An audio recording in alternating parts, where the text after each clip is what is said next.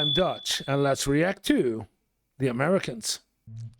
Hello, and welcome to my channel. My name is Johan, and I'm a typical Dutchman.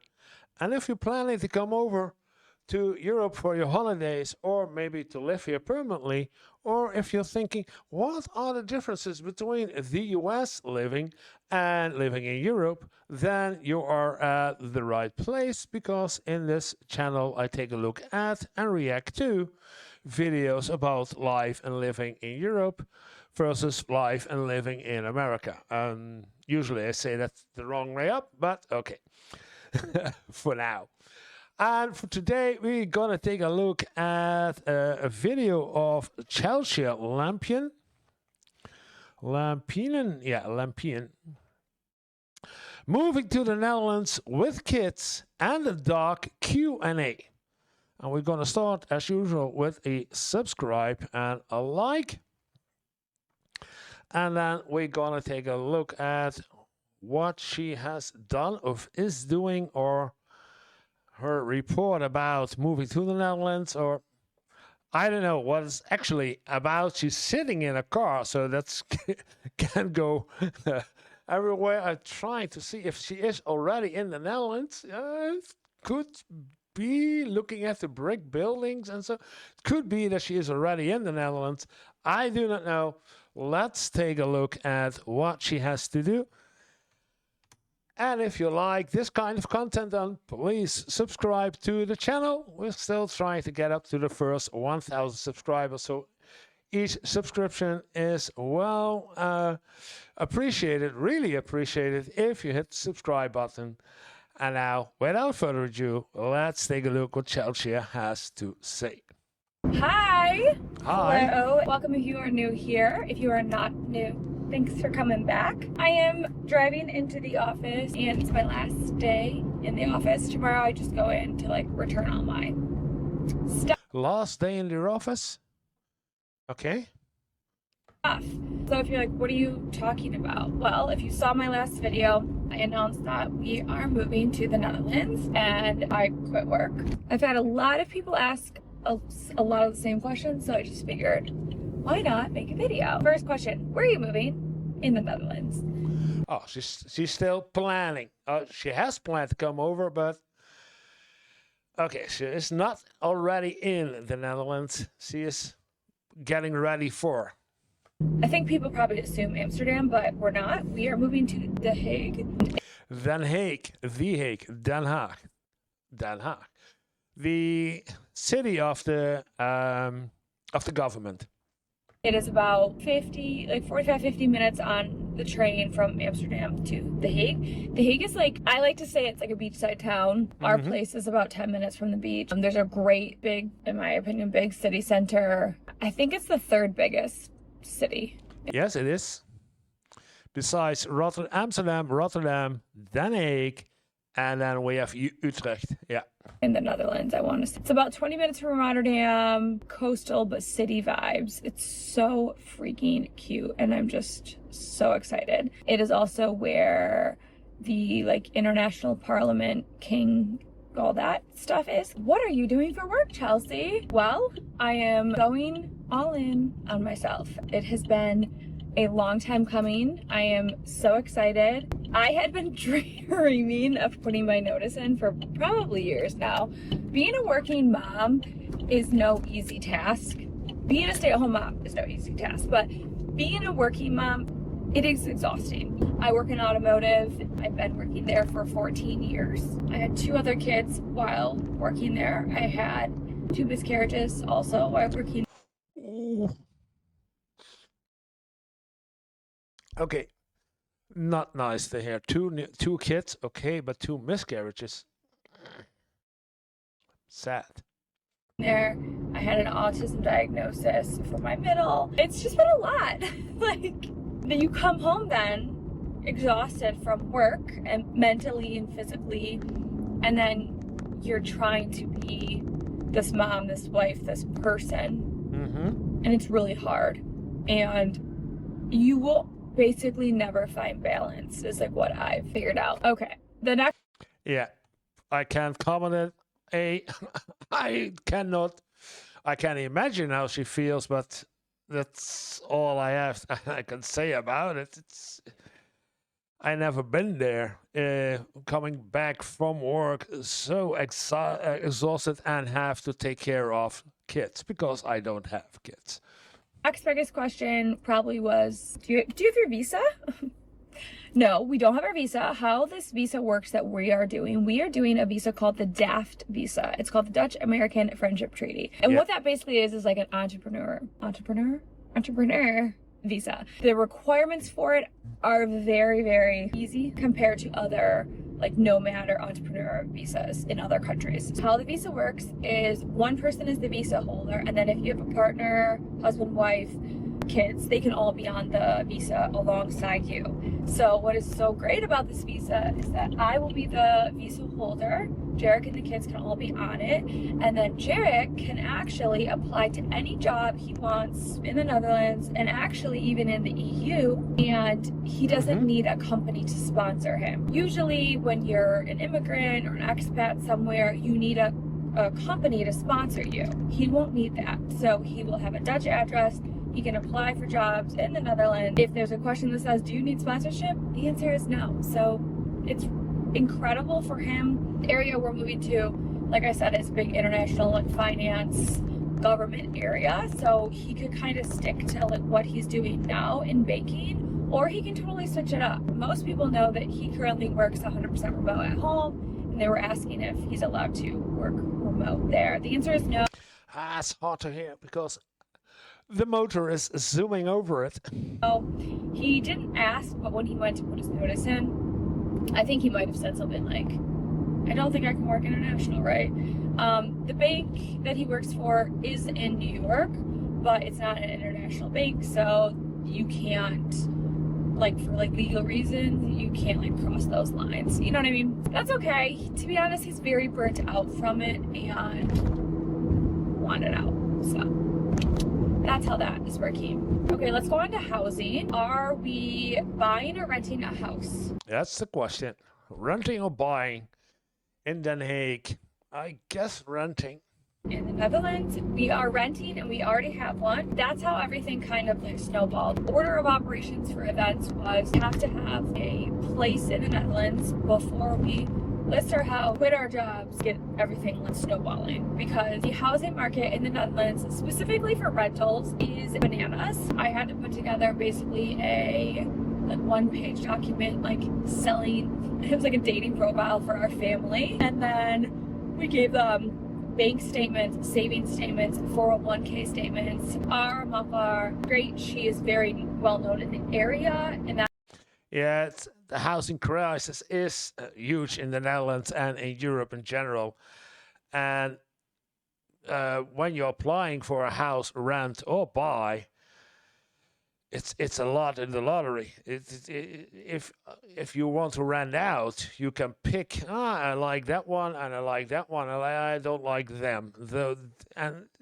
You have so many applicants for your house to buy or to rent. So you can really pick the cherries out of the cake and say, okay, those I like and those won't. And I'm gonna ask almost, I want to say almost any price you want. Almost. There are some restrictions, but yeah, you can almost ask any price. So it's hard now to get a rent or a buying house in the region that she's talking about, Randstad. It's hard. That's really what we wanted. We wanted someone kind of with like the upper hand to be able to fight for us because we're not there. She like obviously speaks Dutch and like talked to all these people, and basically the final thing that I think helped us was I sent like a selfie video. I was like, hi, like I'm Chelsea, you know, I wish we were there to meet in person, but I just wanted to like say hi and express how excited we are to, you know, rent your space from you, and it's so beautiful, and like here's a little picture, like a snippet of our space and how we keep it, and I showed like our living room and kitchen, and I was just like, you know, we really are looking forward to making your space home. And a expat family with no Dutch income and a dog is not exactly like the ideal renters, you know. Yeah, we got it. What's so wild about that place that we got is it is fully furnished, and I mean down to like salt and pepper shakers, lemon squeezers. There's like everything's there. They basically like redid their place, and then they got a job in Dubai and like moved to Dubai. But it works out perfect for us. We really only need to be bringing like clothes, shoes, toiletries, and like some toys and nerd stuff. What are we doing with our house? We love our house. We truly do. We are selling it. We went back and forth on if we would rent it out or if we would sell it, and ultimately we just were like, we want to sell it. We want clean like break from like leaving here. So we're Yeah. What would you do? I don't know. Rent out your house in the United States, and with the rent you get from the renting in the United States, you can pay your rent in the Netherlands.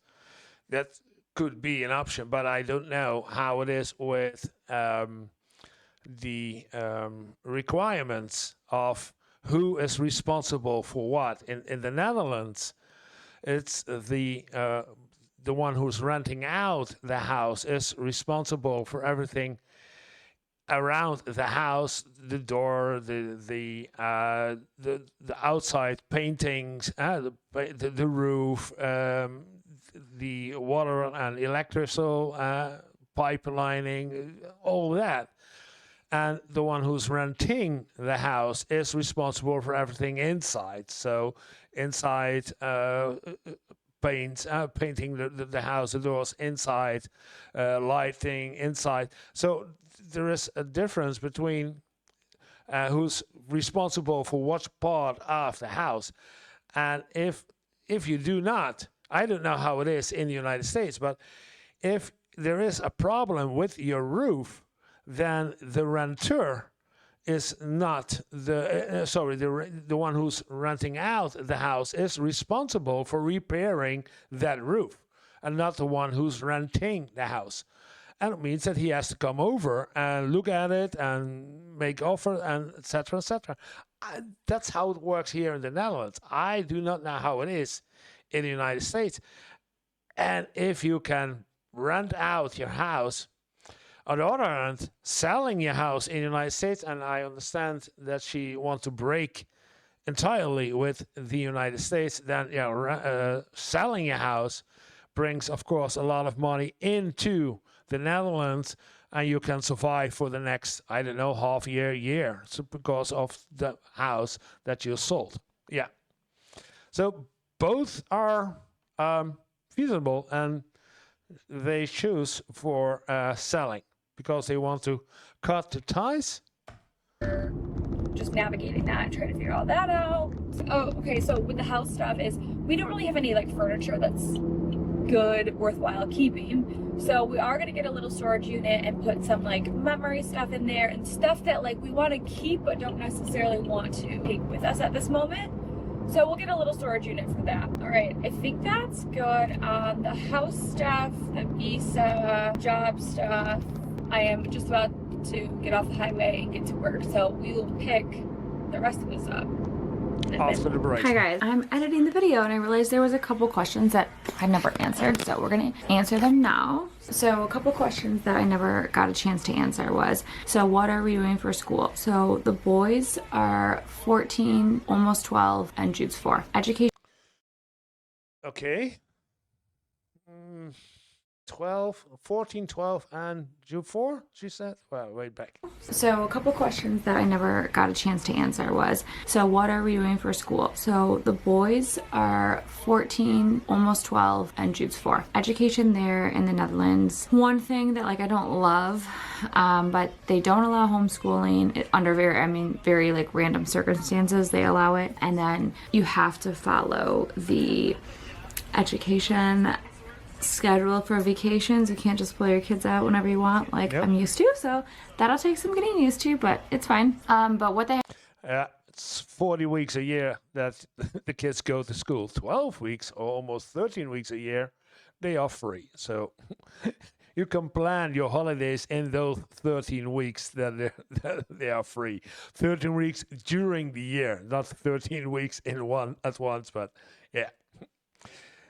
Yeah, and it's mandatory to bring your kids to school. There's no homeschooling, only for a special kind of groups with carnivals who are traveling around the Netherlands, going from place to place to place. They have a school system with also a big bus following that, and there they can be schooled. But yeah, it's homeschooling. It's not no, it's against the law. It's even if you don't bring your kids to school, you can get a fine of not bringing. It's mandatory. It's by law. So you're breaking the law if you do not bring your kids to school. They have multiple different options you can do. So they have Dutch public, they have semi-private, and then they have private. And most of the private schools are all international. I don't think they really have. We don't have private schools. It's international private schools, but no private schools. But the public school system is good enough. And I did a video a couple of weeks ago about this, explaining together with another one how this works. And for her age, I was thinking about her age, 12 and 14. 12 will pick up Dutch rather easily because young kids can learn a second language rather fast. 14, I do not know how that actually works. If he can, but then they can get an extra year or 2 year with more intensive classes about learning Dutch, and then go in the regular school system that we have in the Netherlands. Yeah. Have Dutch private. Maybe they do. I don't know. Education is compulsory at the age of 5, but they can start school at the age of 4. So once we're settled, I'm going to start looking for a school for Jews. And then for the boys, we're going to go the Dutch public route to start with. So I'm not worried about Trayson. They do say when kids are older, it does take them a little longer to become fluent enough to go into like mainstream Dutch education. But what they do there, which is so cool, and I think other countries could totally follow suit. Maybe they do. I don't know. But they do. It's called the newcomers class. And what they do is they have kids that don't speak Dutch. So they could be Indian, Chinese, American.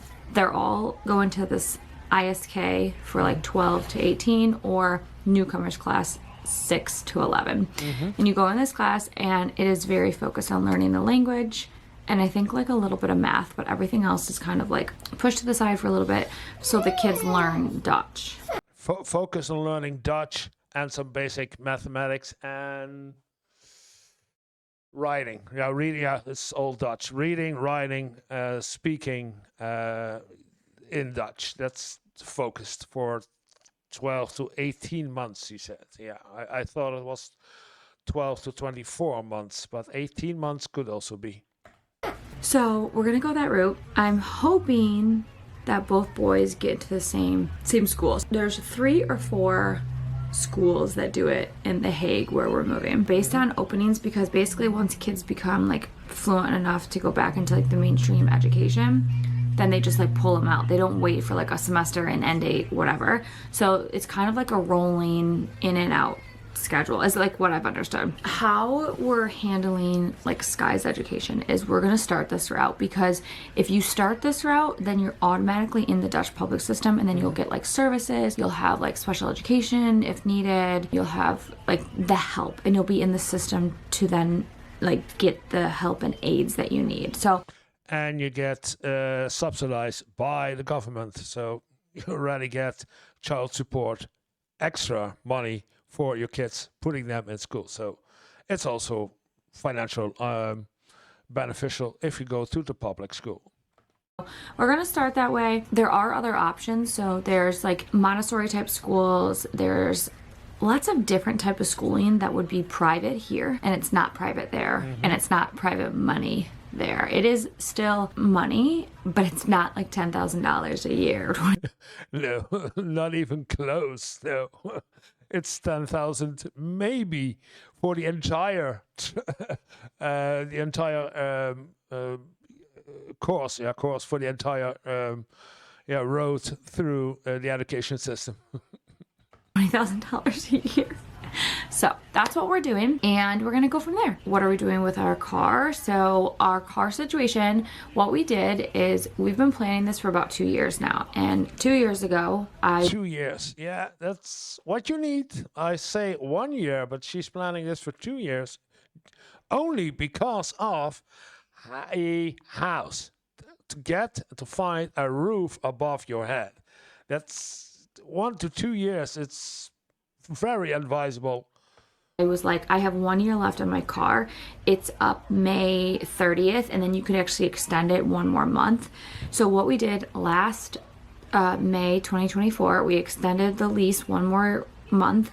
So we had it to like June 30th, I think, and we turned that lease in, and then we said we are going to be a 1-car family. Jared works at home 100%, so he rode the e-bike or our scooter up to get Sky from school every day. If it was raining or cold in the winter, I would leave work and early, and then I would go get him. I was actually surprised that like no one kind of asked like, oh, are you not getting another car? Like, I mean, I also like that no one was like so nosy and like, why do you only have 1 car? Like, because we want to, like, and to be honest, like if Jarek, like if we weren't moving, I still would have loved to like keep that 1-car mindset, because it took a little bit of coordinating, but it was fine. There was a few points where Jarek's like, we need another car, and I'm like, we're not getting another car for a year. Sorry, sir. I guarantee he's watching this back and he's like, she was right, it worked out, because we would have had to like try and sell it, and like it would have been just not a fun time. So what are we doing with the car that we do have? So we have a small little loan on it, but basically we're selling it to Carvana for what it's worth. We'll do that like, I think like 3 days before we leave, we'll sell it to them, and then we'll just use an Uber or have family take us around if needed. I literally just booked the flights yesterday. That leads me to the next thing. How is the dog getting there? Yeah, that's I know from Feely that I did a couple of weeks ago. Also, Feely had to bring her cats in the plane with her. But how's it with a dog? I had so many people ask if we were bringing Jade, and I got really offended. I don't know if it like makes me feel like people are like judging my character, but we thought about this specifically about the Netherlands because they allow pit bulls and pit bull mixes into the country. We didn't pick Germany, even though I speak German, even though like I've wanted to move and live in Germany my entire life, but Germany does not allow pit bulls in their country. So I don't understand. They don't? Germany don't allow pit bulls in their country? That's new for me. I didn't expect that. Could be. I have to look that one up. They don't allow pit bulls? And like how much more clear I have to be. We picked the Netherlands based on if the school system was good for Sky and if they allowed pit bulls in. Like those were our 2 top things when we looked at different countries where we wanted to move. If they could support Sky and his needs, and if they allowed our dog. And I'm like kind of mad that people have asked me like, is Jade coming? I'm like, what do you take me for? She is my baby. Yes, she's coming. Is it expensive? Kind of, but like it's She's part of the family. Of course she comes along. It's fine. She's coming. She's going to thrive. It's going to be great. We do. So how that works is there's only a few airlines that fly dogs in cargo. She's too big to fly in the cabin. Lufthansa, American Airline, KLM, and I think there's one more. But the problem is KLM is a Dutch kind of like Delta partner. The problem with KLM is that they lend out their airspace to Delta, and I can't fly on a flight for Delta. So I found like $188 flights, okay? But they were Delta, so I couldn't do it. So we booked our flights, we're flying. And Lufthansa, it's also German, so Lufthansa, yeah, okay. I knew Lufthansa else. We're taking a metro car, we're selling our car, we're selling the house, we're selling everything in the house. The house is fully furnished. I think I said that in the other video that I made. We are gonna get like a tiny storage unit to keep some like holiday stuff in, because I'm being like super selective. I'm taking some Christmas stuff, some Halloween stuff, some spring stuff, like very small stuff that like I always kind of have up for like parties, I guess you would say. And I'm gonna bring that in like a small bin. And we'll bring that initially, and then I will go through the Christmas stuff when we come back for Christmas and figure out like what we want to bring. But yeah, I think we'll do. Bring everything over in phases. Every time they come back to the United States, you bring something from the storage space and bring it over to the Netherlands. Smart thinking. Like a little storage unit. It's like $25 a month or something like that for like the first 6 months, and then when we come back for Christmas, we'll go through it and figure out like what we need, what we don't need. Phones. So what we are doing, I think we'll probably have like a month of overlap. I think what my friend said is she kept their phone numbers but ported them to a Google Voice number, and then she got a Dutch number when she was there. Use your same phone, and then that way you can still have people like text you or call you from your US number. I'm not even really worried about that. I mean, I am. Yeah, good question. How would you do that? I never think about that. How would you do that? Because you still want to be reachable from inside the United States on your US number while living in the Netherlands and not paying the overseas rating of keeping your own number and being in a foreign country. I don't know. Is there something like call forwarding? So you can keep your number and every call that's coming in on your old number is being forwarded to your new Dutch number. That could be. I don't know if there's something. We have that over here, but I don't know if this is in the United States. Call forwarding. So you're forwarding every call on your old number to your new number without any extra cost. You just need to keep your subscription with your old phone company, but you don't need the phone anymore.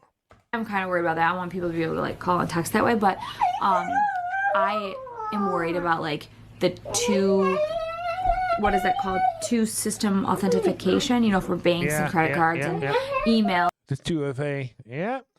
Like all that kind of stuff. I want to make sure. Careful, Bean. I want to make sure that we have that so that.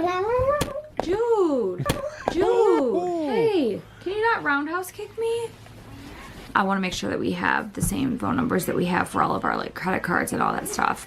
Yeah, we'll have a couple weeks. We have like 2 more weeks here, and then we're leaving. I think that answered all the questions that basically all my family had. The Facebook that I joined has been just incredible and so helpful, and it's been so nice being able to like have that community. I've already have 2 families that have kids. The lady that I met last year, she and I like talk all the time. She's been there a year in the same area that we live in. Her daughter is 13 and she's thriving and just doing great. And we met up with her when we were there in April. And then another family I actually met in the Facebook group, they got a place, I think the end of May, and they have a 15 and 12-year-old daughters, I think, and they are literally like 3 blocks away from us. She's great. I've been talking to her a lot. Anyways, I think I rambled enough. I know I rambled enough. It's going to be very hard to cut this video down. Yeah, it sounds that she has everything in order. I was still thinking about other stuff, but yeah, because she has a job that's very important. She has the visa and she has a home. And now the hardest part for being in the Netherlands is like she's now doing connecting with Facebook friends, other American friends, but to find a connection inside the Netherlands, to find friends. Maybe the neighbors that she can get along with. That's that I hear from the most expats who are coming to the Netherlands. Find that the hardest part is connecting with us, the Dutch guys, the Dutch people, because we are direct, we are straight to the point. We tell it like it is, and it's hard for some Americans to connect with us. We make different kind of jokes. It's hard. I know that's the hardest part I guess when she's coming over to the Netherlands. But for the rest, it sounds like that she has almost everything done that you absolutely need to be done before you come over to the Netherlands. And she has done it for 2 years. And I say that do your research. It's absolutely necessary to do a good research before you're coming over to live permanently in the Netherlands or in Europe in general. I don't say the Netherlands, but if you want to come over to Germany or to Portugal or to Italy, whatever you like, do your research. Don't pack up your things and go, because you won't survive very long. You won't. Okay. But if you have any questions or you're interested in anything that I've said, leave them below and I'll go through and answer them. You can always message me as well. And I am excited to have you follow along in this journey. It's been a long time. And it's a lot of planning and a lot of work. Yeah. And even though this is a very, like, quote unquote easy visa for Americans, nothing has. Yeah, because there is a friendship connection. And there is still a friendship connection, even with the current administration and the things they're doing. There is still a friendships connection. So that's make it easy to get a visa over here in the Netherlands. That's valid for the entire EU. So yeah, It's been easy for us in the lead up and everything. So, but I do know we're like doing the thing that we should be, like, I know we're going like the right direction. So yeah, thanks so much for watching. Don't forget to follow on Instagram, and I will see you next time. I hope she will do fine. She's welcome in the Netherlands, and I hope she's having no problems getting in and settling in. I wish her all the best. It's a good video. It gives a lot of information for people who are looking at my channel and thinking about, oh, I want to move over to the Netherlands, but how? Yeah, a lot of information. I hope that I could give some extra information from my insider view of the Netherlands. So I hope you did too. And if you liked the video, then press like. And if you want to see more of my videos, then this is a good place to start with. And otherwise, it would be really, really, really appreciated if you hit the subscribe button. Thank you for watching, and see you in the next video.